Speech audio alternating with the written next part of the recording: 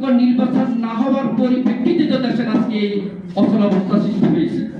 সুতরাং আপনারা কোন অদৃশ্য শক্তিতে আপনারা নির্বাচনের থেকে সরে গিয়ে সংস্কার বলতেছে।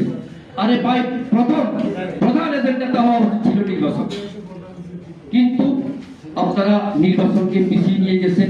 নির্বাচনের কথা আপনারা বলেন, কিন্তু আমরা চাই আজকের এই ফোরামের মাধ্যমে সুনির্দিষ্ট সুস্পষ্ট একটা নির্বাচনের তারিখ এবং আমরা দ্রুত নির্বাচনের তফসিল ঘোষণা করতেছি। সুতরাং বিএনপিকে যদি আপনারা এই সরকার এই বিএনপি আপনাদেরকে সমর্থন দেওয়ার কারণে কিন্তু আপনারা আজকে তত্ত্বাবধায়ক সরকার গঠন করতে পেরেছেন এবং আপনারা বহাত্ম বিরোধী আছেন। বিএনপি যদি একবার সমর্থন তুলে নেয়, আপনারা চিন্তা করেন পরিণতি কি হবে। আপনাদের পরিণতি খারাপ হবে, দেশের পরিণতি খারাপ হবে, গণতন্ত্রের পরিণতিও কিন্তু খারাপ হবে।